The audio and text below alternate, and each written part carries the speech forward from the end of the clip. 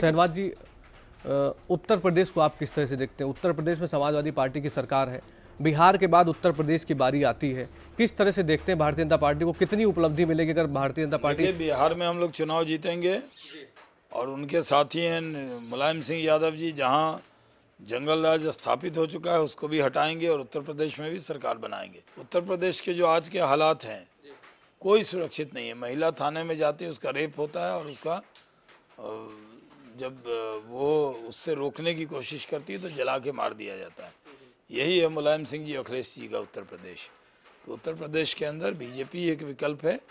लोकसभा के चुनाव में 73 सीट उत्तर प्रदेश ने दिया था।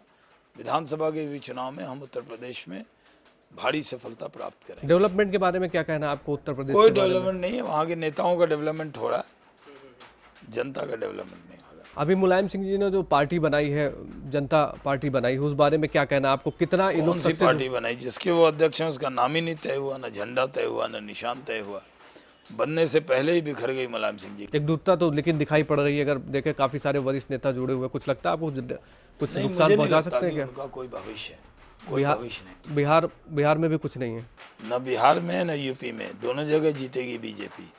वो कितनी भी कोशिश कर लें, भारतीय जनता पार्टी को जीतने से रोक नहीं सकते। शहनवाज जी, आपके पार्टी के काफ़ी सारे बड़े नेताओं के अलग अलग बयान सामने आते हैं। योगी आदित्यनाथ जी की बात कर लें या निरंजन ज्योति जी की बात कर लें, क्या कहना? धर्म परिवर्तन की जो बात सामने आती है उस बारे में क्या कहना है? उसमें विपक्ष के लगातार हमलावर होते जाते हैं। देखिए, जो लोग कहते हैं वो ऐसा नहीं है।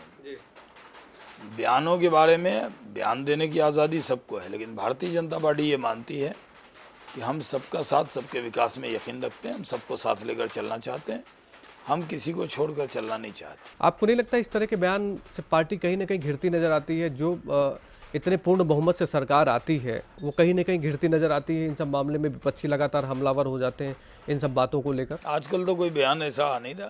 नहीं, फिर भी अगर पुरानी बात कर लें तो क्या लगता है? बात गई, वो बीत गई। शहनवाज जी, अच्छा, केंद्र में आपकी सरकार है, आप क्या सोचते हैं कि कितना ज़्यादा परिवर्तन होना चाहिए? किस तरह से डेवलपमेंट होना चाहिए? क्या आपका भी, क्योंकि आप भी एक मंत्री रह चुके, किस तरह से डेवलपमेंट होना चाहिए और क्या आपका क्या सोचना है इस बारे में? नहीं, डेवलपमेंट हो रहा है। नरेंद्र मोदी इस देश में स्किल इंडिया को बढ़ा रहे हैं, डिजिटल इंडिया को बढ़ा रहे हैं, मेक इन इंडिया शुरू किया है। देश में बहुत दिनों से कोई काम हो नहीं रहा था, देश की नींव हिली हुई थी। प्रधानमंत्री ने आके उसका पुनर्निर्माण शुरू कर दिया है। आज पूरी दुनिया की निगाहें भारत की तरफ है और नरेंद्र मोदी की तरफ है। नरेंद्र मोदी के बारे में जो पहले लोग चाहते थे, जिस वजह से वो आए, वो क्यों आए थे? वो आए थे इसलिए कि भारतीय जनता पार्टी की सरकार बनेगी, मोदी साहब पीएम बनेंगे तो देश के अंदर एक अच्छा शासन देंगे। अब वो शासन दे रहे हैं और देश में उम्मीद उनके चेहरे में लोगों को दिखता है। नरेंद्र मोदी देश के 120 करोड़ लोगों के देश की उम्मीद है और वो काम कर रहे हैं और काम को आगे बढ़ा रहे हैं। युवाओं के बारे में क्या कहना है? भारतीय जनता पार्टी की सरकार आई है, आप भी युवा हैं, क्या लगता है आपको युवाओं के विकास के लिए क्या? बीजेपी को सत्ता में लाने का सबसे बड़ा योगदान युवाओं का है। नरेंद्र मोदी युवाओं के आइडियल है और इस देश के युवाओं को स्किल देना, डिजिटल इंडिया के ज़रिए रोज़गार देना, ये उनका मकसद है और इसलिए वो काम कर भी रहे हैं। तो युवा को रोज़गार से जोड़ा जाए, युवा में बड़ी क्षमता है और जो डिजिटल इंडिया है उसमें भी रोज़गार के बहुत साधन हैं। सॉफ्टवेयर में हज़ारों लाखों नौजवान हमारे काम कर रहे हैं पूरी दुनिया में। अगर हम डिजिटल इंडिया को आगे बढ़ाएंगे तो रोज़गार भी बढ़ेंगे और हमारे नौजवानों को आगे काम भी मिलेगा। दुर्भाग्यपूर्ण यह है कि अभी तक जितना ध्यान दिया जाना चाहिए था उतना ध्यान और सरकारों ने दिया नहीं। नरेंद्र मोदी इस तरफ कोशिश कर रहे हैं और उनकी कोशिश कामयाब भी हो रही है। हर फ्रंट पर वो कामयाब हो रहे हैं। देश की नीति हो या विदेश की नीति हो, कोई इतना कामयाब नहीं हुआ जितना नरेंद्र मोदी कामयाब हुए। लेकिन कांग्रेस के लोग ये कहते हैं कि हर बार वो इल्ज़ाम लगाते हैं कि क्या हुआ और क्या करेंगे। तो नरेंद्र मोदी जी ने देश की जनता से कहा था कि आपने कांग्रेस को 60 साल दिए, हमें 60 महीने दीजिए। जब 60 साल होगा तो भारत विश्व गुरु बनने के रास्ते पर होगा और अगली भी सरकार भारतीय जनता पार्टी की बनेगी, इसमें कोई शक नहीं है। इसलिए जो माहौल है, युवाओं को लगता है कि नरेंद्र मोदी जैसा नेता हमें मिलने वाला नहीं। आज भी विश्वास है, आज भी यकीन है और युवा को हम साथ लेकर चलने की कोशिश कर रहे हैं।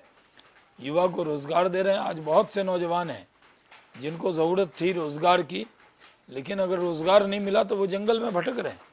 ये जो नक्सली हैं वो कौन है?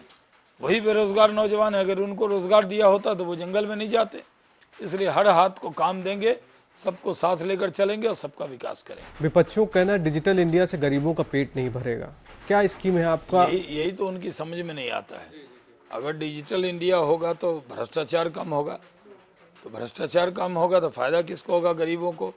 डिजिटल इंडिया होगा तो फ़ायदा किसको होगा? जो नौजवान उसके अंदर जाएंगे, रोज़गार पैदा होगा, उस रोज़गार से वो अपने बच्चों का पेट भरेंगे। ये बात कांग्रेस के समझ में नहीं आती है। कांग्रेस सिर्फ आलोचना करती है। हर मुद्दे पर उनका एक माहौल को ख़राब करना आदत बन गई। पार्लियामेंट का सेशन आ रहा है, हम उम्मीद करेंगे कि पार्लियामेंट वो चलने दे, क्योंकि हर बार उनकी आदत बन गई है कि जब पार्लियामेंट का सेशन होता है उसमें भी एक मुद्दा खड़ा कर देना, उस मुद्दे पर पार्लियामेंट को रोक देना। तो हम उम्मीद करते हैं कि पार्लियामेंट अच्छा चलेगा और इस बार जब नरेंद्र मोदी जी लाल किले पर जाएंगे तो और बड़ा ऐलान करेंगे। जो ऐलान उन्होंने पूरा किया वो सब ऐलान जो उन्होंने किया था वो पूरा करके दिखाने का काम नरेंद्र मोदी जी ने किया है। और हमें पूरी उम्मीद है कि जब इस बार वो 15 अगस्त पे झंडा फहराएंगे तो देश और एक बड़ी उम्मीद उनसे करेगा। शहनवाज जी, मध्य प्रदेश का व्यापम जो मामला है, काफ़ी बड़ा मामला चल रहा है। लगातार इतनी मौतें हो गई, एक पत्रकार की भी मौत हो गई जी। उसकी जांच अब हो रही है सीबीआई से, और पहले भी जो लोग इसमें शामिल थे वो जेल के सलाखों में है, और जनता का दबाव था कि सीबीआई से भी जांच हो, तो हो रही है। विपक्षी हमलावर हो रहे हैं लगातार। हमलावर हो रहे हैं? जांच तो शिवराज जी ने ही लिख के कहा, शिवराज जी के मांग पर ही तो जांच हो रही है। प्रधानमंत्री नरेंद्र मोदी की आज मुलाकात हुई है नवाज शरीफ से। किस तरह से देखते हैं आप इस मुलाकात को? किस तरह से देखते हैं? देखिए, अच्छी मुलाकात हुई है, बात हुई है, और बात निकलेगी तो दूर तक जाएगी। हमने बड़ी सफलता हुई है कि आतंकवाद किसी भी जगह हो, आतंकवाद है, उसको उन्होंने माना है। तो ये बड़ी बात है जो आज मुलाकात हुई। आतंकवाद तो रुक नहीं रहा शहनवाज जी, इधर बातचीत होती है, उधर फायरिंग होती है। उन्होंने पहली बार आतंकवाद किसी भी फॉर्म में हो, कहीं भी हो, तो उसका हम मजम्मत करेंगे। ये पाकिस्तान ने पहली बार माना है, टर्निंग पॉइंट। जिस तरह से कल अगर देखें तो एक कल से की मौत भी हो गई है, जिस तरह से फायरिंग में। तो आज दोनों का स्टेटमेंट आया ना कि आतंकवाद किसी भी शर्त पर बर्दाश्त नहीं है। पहले कहाँ आता था? पहले तो वो आतंकवाद को जिहाद बता देते थे। तो पाकिस्तान का एक बड़ा शिफ्ट है जो आज हुआ है। चलिए, रमज़ान की बहुत बहुत शुभकामनाएं आपको, बहुत बहुत धन्यवाद।